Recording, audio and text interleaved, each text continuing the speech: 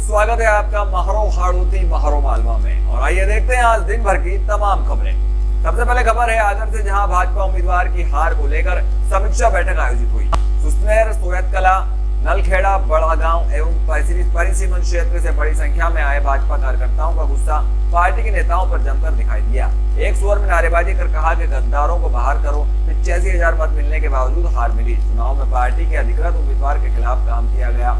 अनेक कार्यकर्ताओं ने एक स्वर में कहा कि गद्दारों और जयचंदों पर संगठन को कड़ी कार्रवाई करना होगी और जब तक कार्रवाई नहीं होगी ना तो इन लोगों को बैठक में बुलाएंगे और ना ही इनकी बुलाई बैठकों में जाएंगे। और जब तक संगठन इनको बाहर का रास्ता नहीं दिखाएगा हम कार्यकर्ता काम नहीं करेंगे। कार्यक्रम का संचालन भाजपा मंडल अध्यक्ष सज्जन सिंह कलारिया ने किया और आभार पूर्व मंडल अध्यक्ष मांगीलाल सोनी ने माना। एक निजी कार्य के चलते अतिरिक्त जिला कलेक्टर डी रणजीत सिंह बोधरा चाकसू पहुंचने के दौरान कस्बे के निमोड़िया रोड स्थित अपना तो फ्यूचर जोन एकेडमी में पत्रकारों विद्यालय के बच्चों से रूबरू हुए आपसी सौहार्दपूर्ण वार्ता की। एडीएम रणजीत सिंह बोधरा पूर्व में चाकसू एसडीएम पद पर रह चुके हैं। मुलाकात के दौरान एडीएम रणजीत सिंह बोधरा ने क्षेत्र के हालात जाने, क्षेत्र के विभिन्न मुद्दों पर बातचीत की। समाज में फैल रही कुरीतियों, भूत-प्रेत एवं अंधविश्वास पर अंकुश लगाने को लेकर भी चर्चा की। इनसे दूर रहने की समझाइश की। इस दौरान पत्रकारों से चाकसू में पद स्थापना के दौरान अपनी पुरानी यादों को दोहराते ख्याल पेश किए। पत्रकारों से मुलाकात के बाद एडीएम बोधरा ने 8वीं कक्षा के बच्चों के बीच पहुंचे। बच्चों ने तालियां बजाकर अपने कलेक्टर का स्वागत किया। कलेक्टर ने बच्चों से पूछा कि आप क्या बनना चाहते हैं। इस पर किसी ने डॉक्टर तो किसी ने कलेक्टर बनने की इच्छा जताई।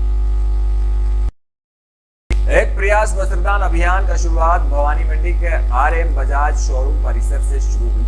शोरूम संचालक व युवा समाजसेवी राजेश बसवाल के द्वारा 20 कंबल व 25 शाल गर्म वस्त्र दान किए। अभियान के तहत नगर के कोई भी दानदाता गर्म वस्त्र इस पॉइंट पर आकर दान कर सकते हैं।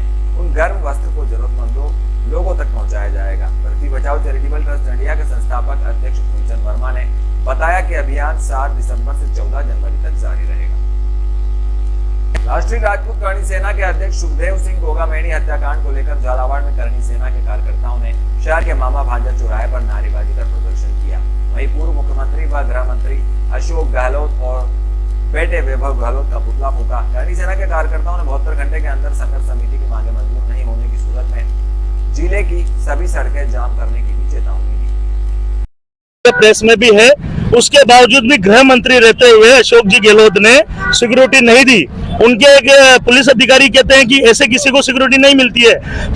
सामाजिक पूरे देश के सबसे बड़े सामाजिक संगठन के राष्ट्रीय अध्यक्ष थे सुखदेव सिंह जी, वो कोई ऐसे वैसे व्यक्ति नहीं थे। उनको सुरक्षा दी जानी चाहिए थी, क्योंकि आज जो लॉ एंड ऑर्डर की स्थिति हो रही है उसका पूरी जिम्मेदारी गहलोत सरकार जब वो गृह मंत्री थे उनकी थी। बाकी सबको पता है कि मीडिया में सब पूरी जानकारी आ रही है कि किस प्रकार से अशोक जी गहलोत के बेटे भी इस मामले में संलिप्त पाए जा रहे हैं। हमारी मांग है कि इसकी जांच एनआईए से हमने करने की मांग करी और हमें प्रशासन के द्वारा इसकी जानकारी भी दी गई है और हमें बताया गया है कि एनआईए इसकी जांच करेगा।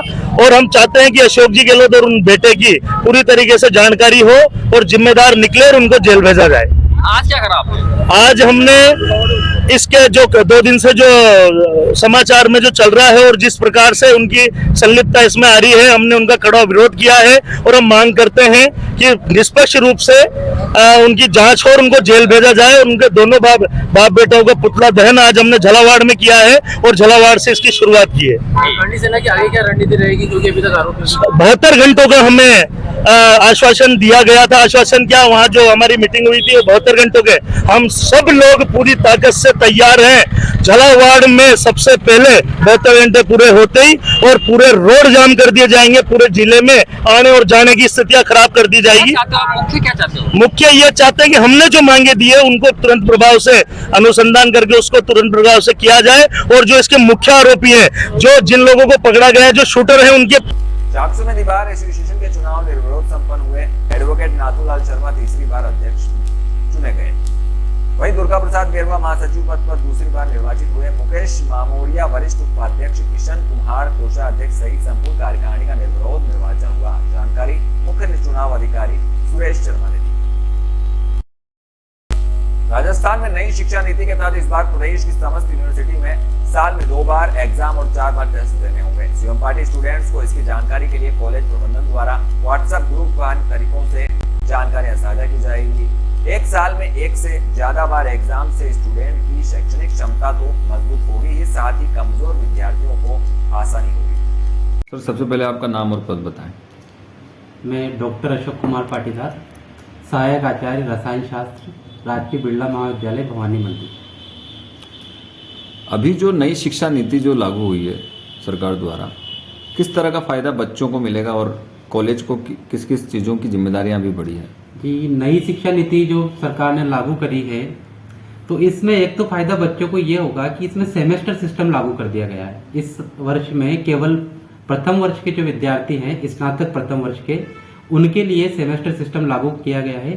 पीजी में जो कोर्सेज थे उनमें पिछले वर्ष से ही सभी विषय में सेमेस्टर सिस्टम नियमित विद्यार्थियों के लिए लागू कर दिया गया था।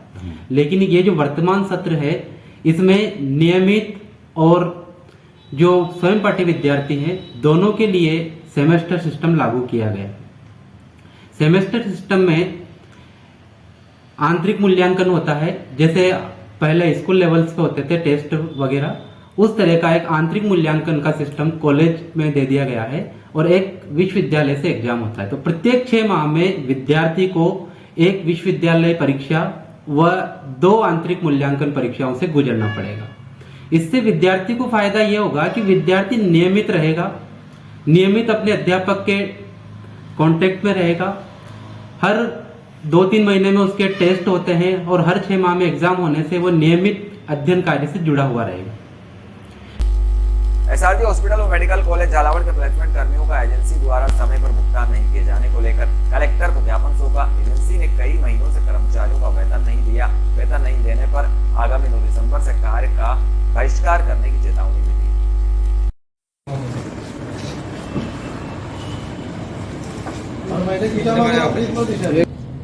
अपनी समस्याओं को लेकर फिर आज प्रशासन के पास पहुंचे आप? क्योंकि हमारे जो अधिकारी हैं वो हमारी बात सुनते नहीं हैं।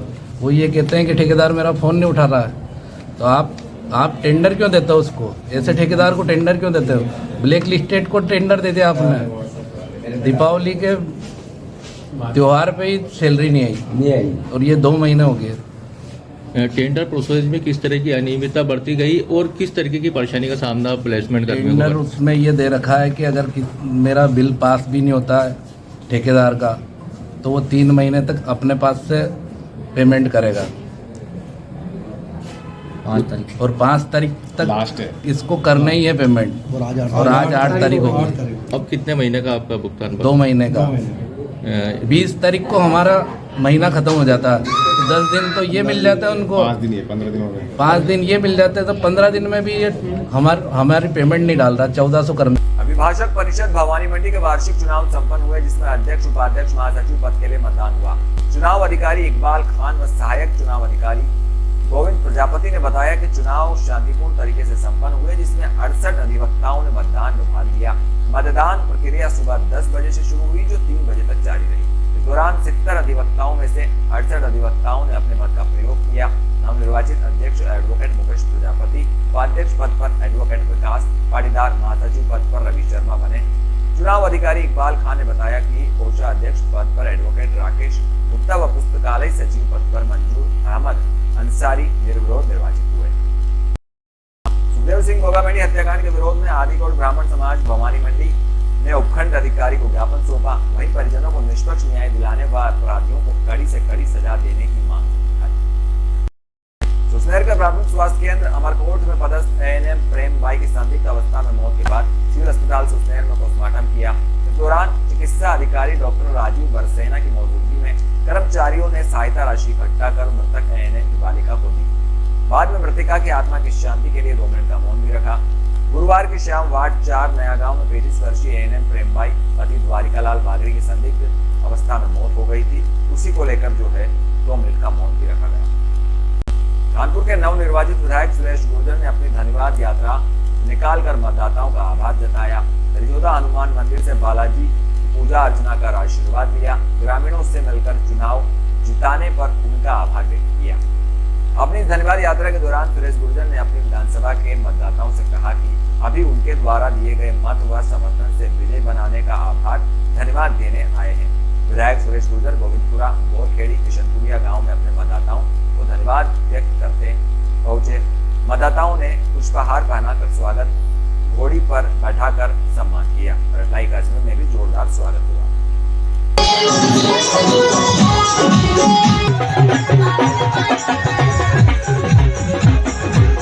और ये थी आज की तमाम खबरें।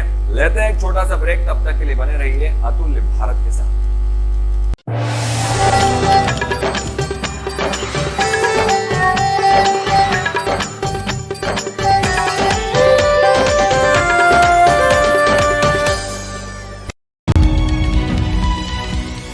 राष्ट्र सर्वोपरि, जनता दरबार, सामाजिक सरोकार, राजनीति की फिरकी,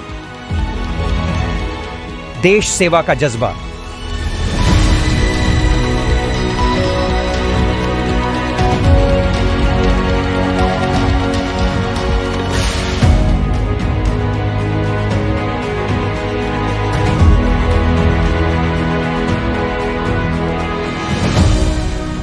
बदलते भारत के साथ अतुल्य भारत न्यूज, भारत की आवाज।